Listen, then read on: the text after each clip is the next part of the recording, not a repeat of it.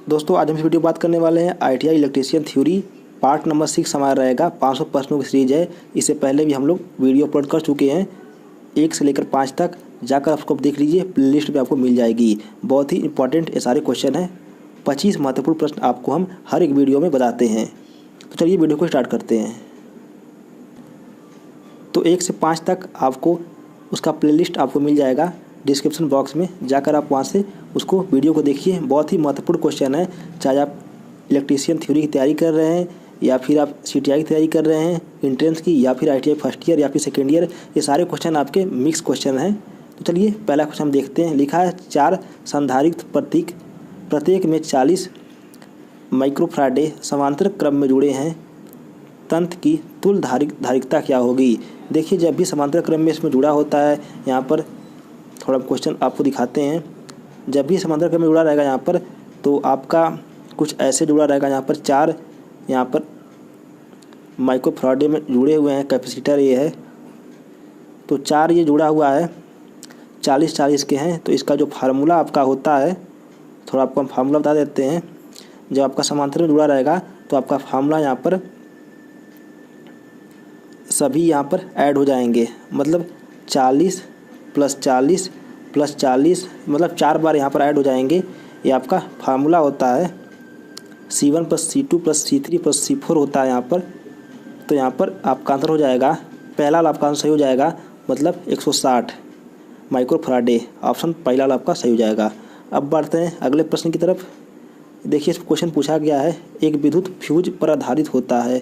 धारा के ऊष्मीय प्रभाव, धारा के रासायनिक प्रभाव, धारा के चुंबकीय प्रभाव या फिर धारा के प्रकाशीय प्रभाव।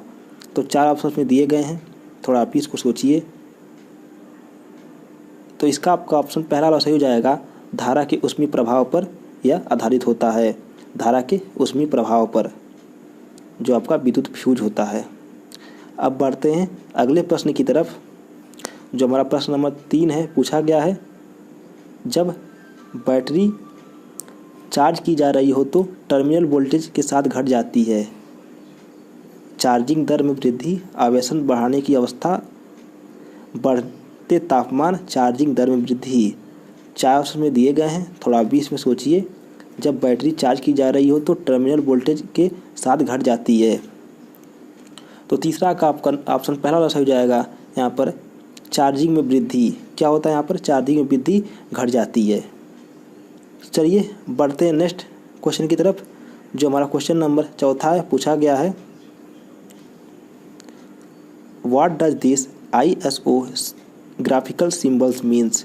इन सिंबल्स का क्या मतलब है जो यहाँ पर दर्शाया गया है। एनालॉग परिपथ है, विद्युत चेतावनी है, अर्थ टर्मिनल को जमीन से कनेक्ट कर रहा है, या फिर विस्फोटक पदार्थ है।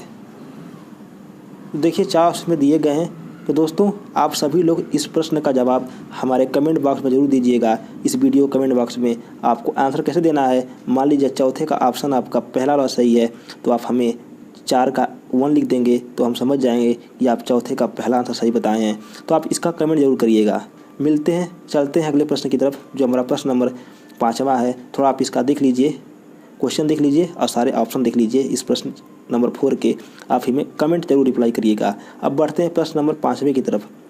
पूछा है, 66 kV तक के वोल्टेज के परिसंचरण के एक केबल में कितने कोर का प्रयोग किया जाता है। देखिए, how many core can use to cable transmit the voltage up to 66 kV। जो 66 kV आपका वोल्टेज होता है, ट्रांसमिशन करने के लिए कितने कोर का यहाँ पर केबल का प्रयोग किया जाता है।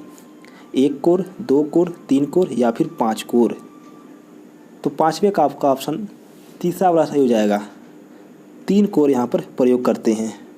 जो ट्रांसमिशन लाइन होती है आपकी है, वहाँ पर हम 3 कोर का प्रयोग करेंगे 66 kVA में। अब बढ़ते हैं प्रश्न नंबर 6वें की तरफ, जो हमारा इस प्रकार है। पूछा गया है, श्रेणी RLC परिपथ में प्रतिरोध, इंडक्टर, संधारिता के वोल्टेज क्रमशः 5 वोल्ट, 2 वोल्ट और 2 वोल्ट हैं। कुल वोल्टेज ज्ञात कीजिए। यहाँ पर RLC सर्किट में है, तो यहाँ पर कुल वोल्टेज ज्ञात करना है। तो इसको भी आप सॉल्व कर लीजिएगा, बहुत ही इजी प्रश्न है।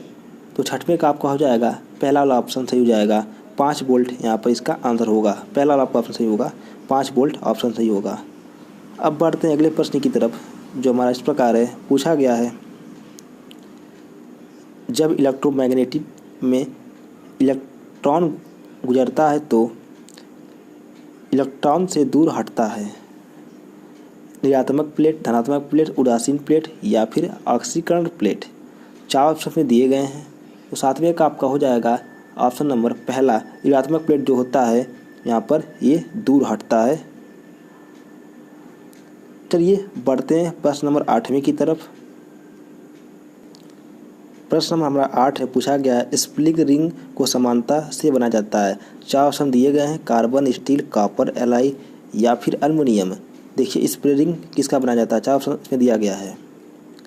देखिए आप सभी लोग चैनल को सब्सक्राइब करते रहिए ऐसे लेटेस्ट अपडेट पाने के लिए और ऐसे महत्वपूर्ण क्वेश्चन पाने के लिए, तो चैनल को भी सब्सक्राइब कर लीजिएगा। तो 8वें का आपका ऑप्शन नंबर तीसरा वाला सही हो जाएगा। यहाँ पर कॉपर एलॉय की बनाई जाती है, आपकी जो स्प्लिट रिंग होती है कॉपर एलॉय की बनाई जाती है। 8वें का तीसरा। अब बढ़ते हैं प्रश्न नंबर 9वां की तरफ, जो हमारा इस प्रकार है। पूछा गया है, आर्क वेल्डिंग प्रयोजन के लिए प्रयोग की जाने वाली डीसी जनरेटर का यहाँ पर प्रकार का नाम है। आर्क वेल्डिंग प्रयोजनों के लिए प्रयोग की जाने वाली डीसी जनरेटर का यहाँ पर क्या नाम है, श्रेणी जनरेटर, शंट जनरेटर या फिर भिन्न यौगिक जनरेटर या फिर संचाई यौगिक जनरेटर। तो 4 ऑप्शन में दिए गए हैं। तो आपका इसमें ऑप्शन नंबर 9वें का तीसरा वाला सही हो जाएगा। यहाँ पर आप लोग डिफरेंशियल कंपाउंड जनरेटर का प्रयोग करते हैं। आर्क वेल्डिंग डीसी जनरेटर के प्रकार ये आपका है। अब बढ़ते हैं अगले प्रश्न की तरफ, जो हमारे इस प्रकार है। पूछा गया है, लोड स्थिर लोड में डीसी मोटर की गति से संभावित होती है। केवल फील्ड फ्लक्स, केवल आर्मेचर धारा या फिर बैक ईएमएफ या फिर आर्मेचर धारा व फील्ड धारा दोनों। तो 4 ऑप्शन में दिए गए हैं। तो 10वें का आपका ऑप्शन नंबर पहला वाला सही हो जाएगा, केवल फील्ड फ्लक्स यहाँ पर प्रभावित होता है। देखिए स्थिर लोड में स्थिर डीसी मोटर की गति में केवल फील्ड फ्लक्स ही यहाँ पर प्रभावित होता है। अब बढ़ते हैं प्रश्न नंबर 11 की तरफ, जो हमारा इस प्रकार पूछा गया है। एक निश्चित सर्किट में कुल शक्ति 12 वाट है, तो सर्किट में श्रृंखला 4 बराबर मूल्य प्रतिरोध कितना होगा, प्रत्येक में कितना होगा। तो 4 ऑप्शन दिए गए हैं, 48 वाट, 8 वाट, 10 वाट, 12 वाट, 8 वाट, 12 वाट और 3 वाट। तो 11 का आपका ऑप्शन नंबर तीसरा वाला सही हो जाएगा, यानी कि 3 वाट आपका आंसर सही होगा। अब बढ़ते हैं अगले प्रश्न की तरफ, जो हमारे इस प्रकार है। पूछा गया है, एक पावर ट्रांसफार्मर की दक्षता मुख्य रूप से निर्भर करती है कोर हानि, कॉपर हानि, स्ट्रेस हानि या फिर डाई इलेक्ट्रिक लॉस। एक पावर ट्रांसफार्मर की दक्षता मुख्य रूप से किस पर निर्भर करती है।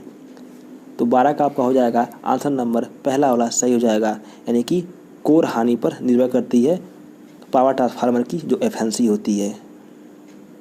अब बढ़ते हैं अगले प्रश्न की तरफ। तो देखिए सब बहुत ही महत्वपूर्ण सारे प्रश्न हैं। एक डीसी मोटर को के द्वारा आसानी से पहचाना जा सकता है। माउंटिंग के प्रकार, चालक के आकार, कम्यूटेटर या फिर वाइंडिंग। कोई डीसी मोटर है उसको आप आसानी से कैसे जान सकते हैं, 4 ऑप्शन में दिए गए हैं। तो 13 का आपका ऑप्शन नंबर थर्ड वाला हो जाएगा, कम्युनिकेटर। देखिए कम्युनिकेटर क्या होता है, डीसी मोटर में आपका क्या होता है, जो कम्युनिकेटर होता है वहीं पर एसी से डीसी में यहाँ पर कन्वर्ट होता है। कम्युनिकेटर जो आपका होता है दिग परिवर्तन। अब बढ़ते हैं अगले प्रश्न की तरफ, जो हमारे इस प्रकार है। पूछा गया है, एक अच्छे प्रदीप्त स्रोत में निम्नलिखित में से कौन सा गुण होना चाहिए। 4 ऑप्शन में दिए गए हैं। इनमें प्रत्यक्ष प्रकाश होना चाहिए, इसमें कम लुमिनेट वाट होना चाहिए, इसमें आसानी दिखत होना चाहिए या फिर कम रंग का प्रतिपादन सूची। तो 4 ऑप्शन में दिए गए हैं। तो 14 का आपका ऑप्शन नंबर पहला वाला सही हो जाएगा, it should have significant lights. अब बढ़ते हैं प्रश्न नंबर 15 की तरफ।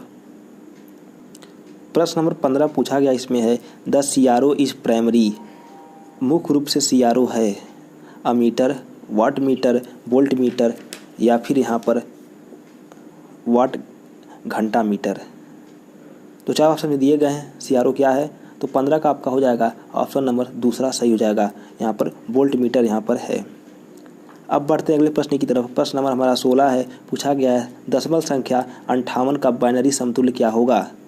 तो 4 ऑप्शन में दिए गए हैं, थोड़ा आप ऑप्शन को देख लीजिएगा और इस प्रश्न को आप सॉल्व करिएगा तो आपको अपना आंसर मिल जाएगा। तो आपका 16 का पहला वाला ऑप्शन इसमें सही हो जाएगा, पहला वाला ऑप्शन सही हो जाएगा। अब बढ़ते हैं अगले प्रश्न की ओर। प्रश्न नंबर 17 हमारा है, जो इस प्रकार पूछा गया है निम्नलिखित में से कौन सी एक एकल फेस मोटर स्टार्ट करने के लिए सबसे किफ़ायती विधि है।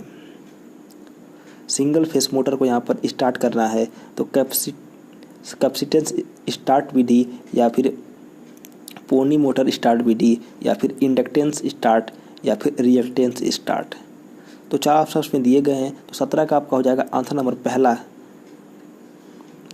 कैपेसिटेंस स्टार्ट विधि।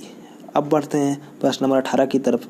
निम्नलिखित में से कौन सी शब्दावली अल्टरनेटर के लिए समतुल्यीकरण में संबंधित है। आर्मेचर प्रकार या दोनों अल्टरनेटरों के समान होना, दोनों अल्टरनेटरों की समान क्षमता होना, दोनों की आवृत्ति समान होना या फिर दोनों की आवृत्तियों की गति समान होना।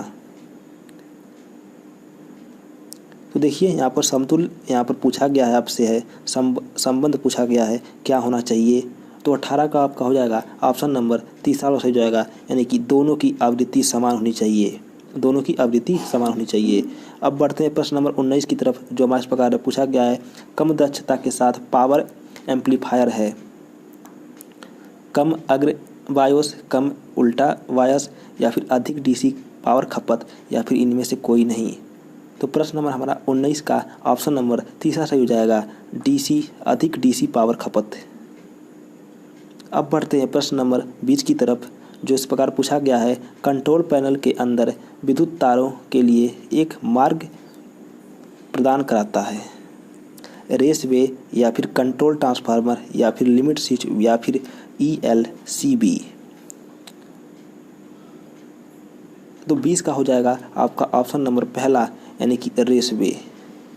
अब बढ़ते प्रश्न नंबर 21 की तरफ, जो इस प्रकार है पूछा गया है लक्स तथा थिम्बल को उपयुक्त केबल अथवा तार से जोड़ने के लिए निम्नलिखित में से कौन सा टूल्स का प्रयोग करते हैं।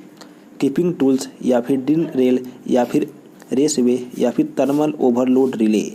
4 ऑप्शन में दिए गए हैं। तो देखिए जो लक्स और थिम्बल का आप जोड़ने के लिए प्रयोग करते हैं उसमें से आप 21 नंबर का पहला ऑप्शन हो जाएगा, यानी कि कीपिंग टूल्स का आप प्रयोग करते हैं। अब बढ़ते हैं प्रश्न नंबर 22 की तरफ, जो इस प्रकार है पूछा गया है पंप सेट निम्नलिखित में से किसका एक संयोजन है। सेक्शन पाइप या फुट वाल्व या फिर कंप्रेसर और टैंक या फिर इलेक्ट्रिक मोटर हाउस इम्प्लियर या फिर इनमें से कोई नहीं। 22 का यहाँ पर 4 ऑप्शन दिए गए हैं। ऑप्शन नंबर आपका तीसरा सही हो जाएगा यहाँ पर, इलेक्ट्रिकल मोटर या फिर हाउस इम्प्लियर। अब बढ़ते प्रश्न नंबर 23 की तरफ, जो इस प्रकार पूछा गया है निम्नलिखित में से कौन सा ऊर्जा एक गैर पारंपरिक सोर्स है। Pitch of the non conventional source of energy. Hydel power station या फिर थर्मल पावर स्टेशन या फिर न्यूक्लियर पावर जनरेशन या फिर सोलर एनर्जी। 4 ऑप्शन में दिए गए हैं। तो 23 का आपका हो जाएगा ऑप्शन नंबर चौथा वाला सही, सोलर एनर्जी जो आपका होता है non conventional source of energy होता है, मतलब आप इसको फिर से ये कभी भी ख़त्म होने वाली एनर्जी नहीं है। अब बढ़ते हैं अगले प्रश्न की तरफ, जो हमारा प्रश्न 24 है। पूछा गया है उन बिंदुओं पर आर्मेचर कॉइल का क्या प्रभाव पड़ता है जहां ब्रश स्थित होता है। धनात्मक EMF इंड्यूस करता है या फिर ऋणात्मक EMF इंड्यूस करता है या फिर शून्य EMF इंड्यूस करता है या फिर रोटर की गति पर निर्भर करता है। 4 ऑप्शन में दिए गए हैं। तो आपका ऑप्शन नंबर तीसरा वाला सही हो जाएगा, यहाँ पर शून्य EMF इंड्यूस करता है जहाँ पर आर्मेचर कॉइल्स के ब्रश स्थिर रहते हैं। अब बढ़ते हैं प्रश्न नंबर 25 की तरफ, और ये हमारा आज का लास्ट प्रश्न होगा। पूछा गया है एक ओवर हेड लाइन का विद्युत विज्ञापन शक्ति को करने के लिए किया जा सकता है।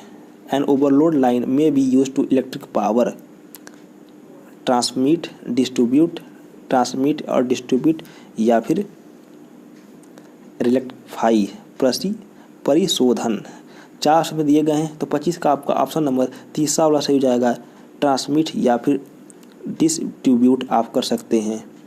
आशा करता हूँ आप लोग को यह क्वेश्चन बहुत ही अच्छे लगे होंगे। तो आप इस वीडियो को शेयर करिएगा और चैनल को सब्सक्राइब कर लीजिएगा और जाते जाते लाइक भी जरूर कर दीजिएगा। मिलते हैं नेक्स्ट वीडियो में एक और टॉपिक के साथ।